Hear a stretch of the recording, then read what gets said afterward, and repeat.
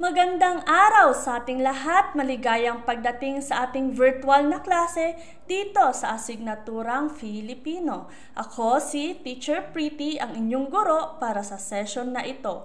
Sana ay handa kayong lahat na sumabak sa ilang kapanapanabik na ating pag-aaralan ngayon. Ang ating paksa ngayon ay patungkol sa parabola at pabola.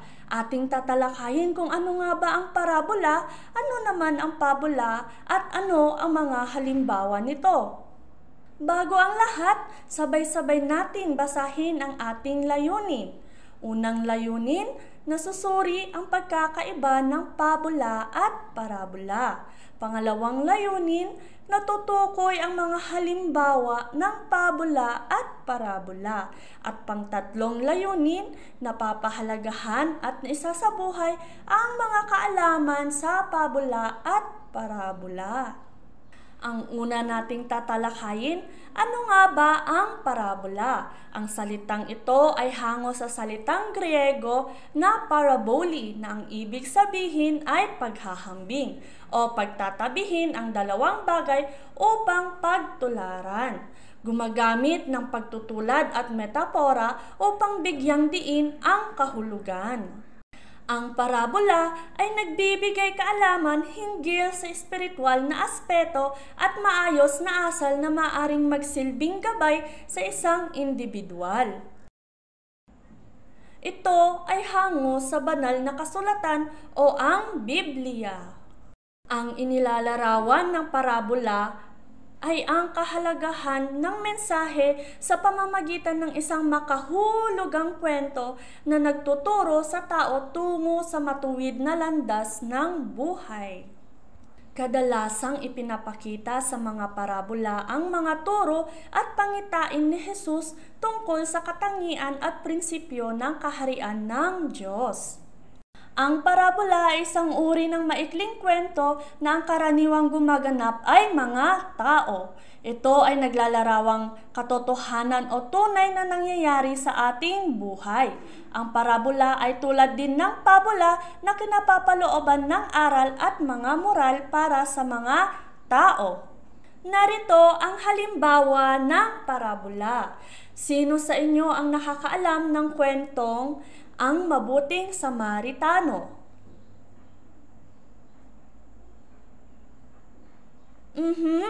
Ito ay kwento sa Biblia na makikita sa ika-10 kabanata ng Lucas sa bersikulo ng 25 hanggang 37.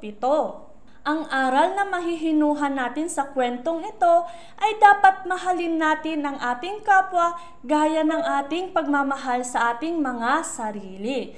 Atin silang igalang, pahalagahan, paglingkuran ang isa't isa sa kabila ng malaking kaibhan kabilang na ang kaibhan sa relihiyon, politika at kultura. Ngayon, dumako naman na tayo sa pabola. Ano nga ba ang pabola?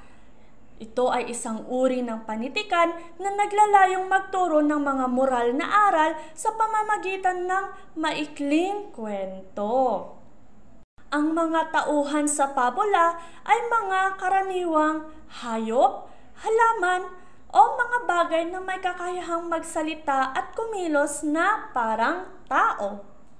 Ang mga tauhan sa pabola ay may kanya-kanyang katangian na kumakatawan sa mga kilos at pag-uugali ng tao na ginagamit upang ipakita ang iba't ibang aspeto ng pag-uugali ng mga tao. Kadalasan, ang mga tauhang hayop ay nagpapakita ng mga katangian na nakikita rin sa mga tao tulad ng kasakiman, kabutihan, katalinuhan, at katapangan. Narito ang halimbawa ng pabola. Ito ay ang kwento ng Ang Aso at ang Uwak. Isa sa aral na mahihinuha rito ay hindi lahat ng papuri ay totoo. Maaaring ginagamit lamang ito ng iba para maisahan ka.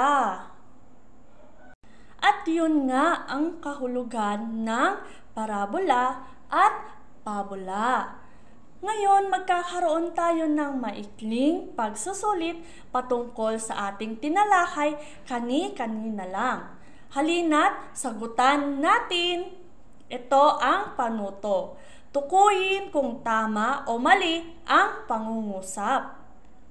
Sa unang bilang, ang kwentong si Pagong at si Matsing ay halimbawa ng parabola. Tama ba o mali?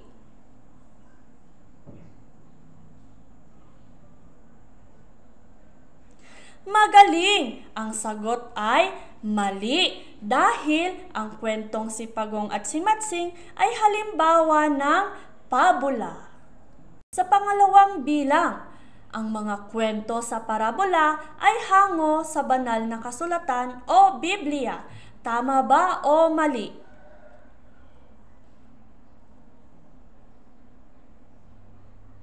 Magaling! Ang sagot ay tama. Sa pangatlong bilang, ang mga tauhan sa pabula ay mga hayop, halaman o mga bagay na kumikilos na parang tao. Tama ba o mali?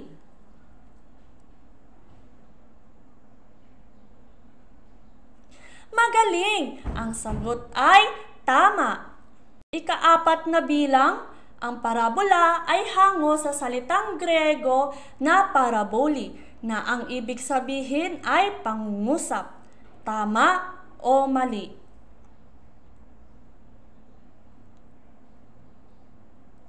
Mahusay! Ang sagot ay mali. Dahil ang ibig sabihin ng paraboli sa salitang Grego ay paghahambing o pagtatabihin ang dalawang bagay upang pagtularan. Ikalima, ang mga tauhan sa pabula ay may kanya-kanyang katangian na kumakatawan sa mga kilos at pag-uugali ng tao. Tama o mali?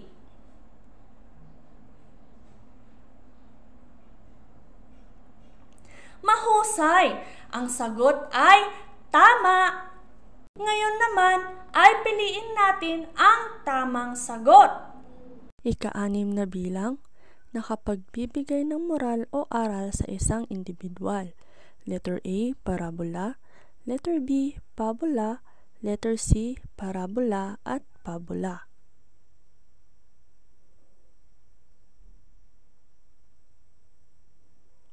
Magaling! Ang sagot ay letter C dahil parehong nakapagbibigay ng moral o aral ang parabola at pabula.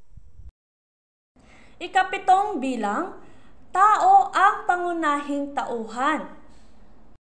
A, parabola. Letter B, pabula. Letter C, parabola at pabula.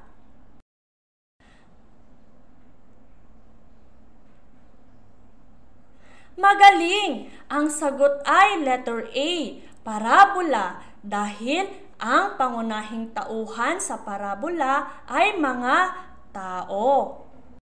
Ikawalong bilang, hayop ang pangunahing tauhan. Letter A, parabola. Letter B, pabula. Letter C, parabola at pabula.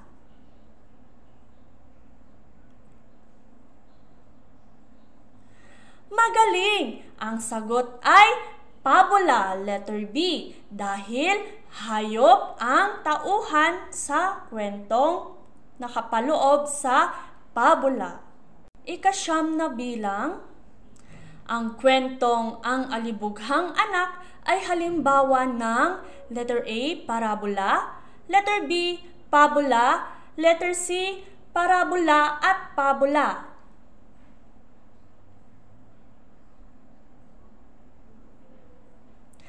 Magaling! Ang sagot ay parabola dahil ang kwentong Alibughang Anak ay nakapaloob ito sa banal na kasulatan o sa Biblia.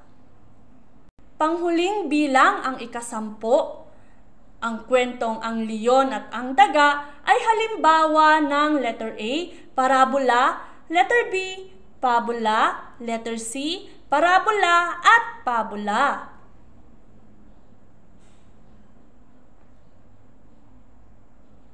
Mahusay!